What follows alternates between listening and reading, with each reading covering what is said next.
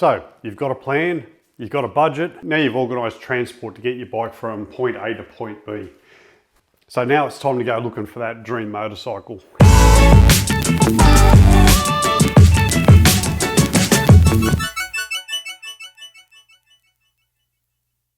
You'll probably find your first bike shouldn't be your dream motorcycle. Sometimes it's a case of be careful of meeting your heroes because they might disappoint you. And that's exactly what will happen if you go and purchase an Enduro 450 straight up. Now, what do I mean by Enduro 450? They're the likes of Yamaha's got the YZ 450 or the road version of WR 450. KTM's got the SX 450 or the EXC 450, which is a road registered version, and all other manufacturers will have their version of a race bike in 450 guys. Now, the reason I say avoid these things is these bikes are designed for expert level riders and definitely not beginners. Ignore your idiot mate that's telling you you need a 450 because the power will get you out of trouble. That much power might get you out of trouble, but it's also going to get you into a lot of trouble, especially when you're on tighter tracks. And also look at what you're using the bike for. The majority of the time, you're going to be riding with your kids and going along at a nice slow pace. You're not going to be racing flat out, and you're just not going to be going flat out. So that's something to be very wary of. Also, in the tight, tricky situations that you can get yourself in, having too much power can also put you in a lot of bother. And for the simple fact, if you lean back and grab a little bit of accelerator, that might be enough to get you in even more trouble. Those Enduro bikes are an absolute nightmare to start. Anyone who's ever tried kickstarting one that has no experience kickstarting one can verify this. I know the WR426 used to have a knack to kickstart it. If you can kickstart one of those, you can kickstart just about any bike. Another reason I'm dead against these bikes is the maintenance costs. They're a very highly strung motorcycle, and with highly strung motorcycles comes highly strung parts. Parts are generally expensive, labour's expensive, and sometimes you see these bikes quite cheaply on your Gumtrees or your Craigslist, and there's a reason for that. Generally because what you pay for it, you'll pay the same amount again just to get it fixed to be half as good. So what bike do I recommend? Should I look at a two-stroke? Well, again, that's just one step down. The two-strokes are lighter, they're a little bit cheaper to maintain, but at the end of the day, they are quite a punchy bike. They've advanced so much that they've actually got some low down power in the 250 and 300 range. And you see me riding mine, I'm able to ride it at low speeds around, but that's not what it was designed for. And riding it that way, you'll generally foul plugs up quicker. And in all honesty, they're not the ideal learner motorcycle. So what is? So this is my daughter's Kawasaki KLX 140.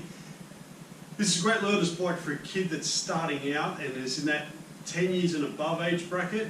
For the simple fact, it's easy to hop on. Now, I'm 6'4", and flat-footed. There's a couple of inches. Now, admittedly, I'm too big for this bike, and you can go up to the next size. If you just say your kid's 16, and also include this for adults. When you're above 16, you're probably going to need something bigger than this, no doubt about it. And most manufacturers have bikes that are more your trail orientated. So they're not overly powerful, but they're more than capable off-road and are so much better to learn on. So what makes this easy for a learner? Well, for starters, the motor's quite a basic air-cooled unit. It's not cranking out a heap of power.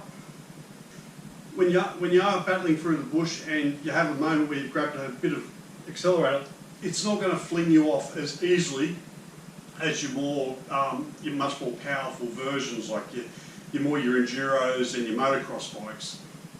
This will help develop your abilities much faster than what it would having a high-powered bike the same size. So I'm a big fan of it. They're normally built, these ones are normally built to a bit of a budget because they are budget orientated. So you're not going to have all the performance bits, you're not going to have anything special about the shocks, front or rear, but they will do the job nicely, and that's exactly what you want for a learner bike. So buying motorcycles for little kids is very easy. It's quite it's quite simple. They can start out on PW 50s and they just grow from there. Then you move up to the 80, or even I think there's a 110 that has a 3-speed box but no clutch. Then after that you move up to something like this that's got the clutch. Now that's okay if the kids have started from a very early age, but what about the kids that are 10 years and older? They're thrown straight into the deep end on this, because they're already too big for those smaller bikes. Kids learn quite quickly, so they'll pick up on this. The most important bit is finding the right bike for them. Now, we've talked about that, about riding's 80% skill, 20% the bike, but that 20% from the bike can have a massive impact on the 80% of skill. And so you don't want some overpowered monster that's just going to intimidate them and hinder them learning good techniques and getting confident. So something like this little air-cooled 140, other manufacturers probably have an air-cooled 125, like Honda, Suzuki. Don't mistake them for the motocross or the enduro bikes. You just want a simple trail bike. So even for adults learning for the first time, doesn't matter, a learner's a learner, so you really want to be able to flat foot it. Now, this bike's just a touch small for me, but there are 250 versions of this, or 200cc versions.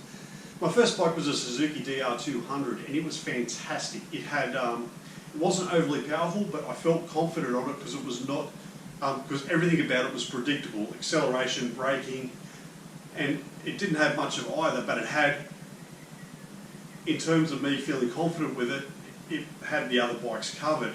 I had that bike for 16 years and I still to this day regret selling it.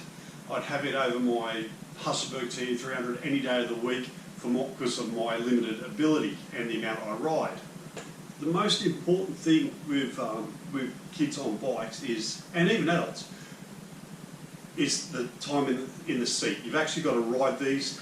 When you have big gaps of say 12, or in my case it was 18 months between the last 2 times my daughter rode, and that had such a detrimental effect, as you can see on this video. You'll see she's just lost all her knowledge, and you know, your skill sets do go backwards when you don't use it. It comes back to you quickly, but still the fact that you lose it, it just puts you behind. Another reason I say go these bikes first, it's generally a bike you're going to want to keep. And what do I mean by that? Well, even if your ability outgrows the bike, it's one of those bikes you keep in the shed and it's a good backup bike. Just say one of your bikes breaks down because you go and buy some performance bike and it plays up, you can go back to your good old trail bike. One of your friends wants to come along. The trail bike, as you've learnt, is an excellent starter for them, and they'll have a good time on it and will push them towards getting a bike as well. Also, your kids are going to grow up and they might eye off that bike and go, oh, it's a nice step up from, just say they've got a KLX 140 or something like that.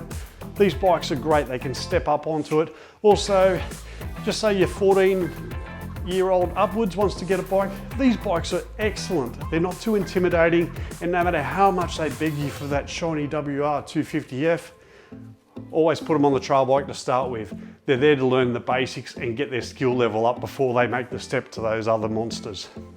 I know you're not meant to push people away from your channel, but check out these guys. Totally agree with what they're saying, and it also backs me up so I don't sound like an absolute muppet. Anyway, on that note, thanks very much for watching. If you found a video interesting or useful, please like, share. If you haven't done so already, hit subscribe. Thanks again, and I'll see you on the next vid.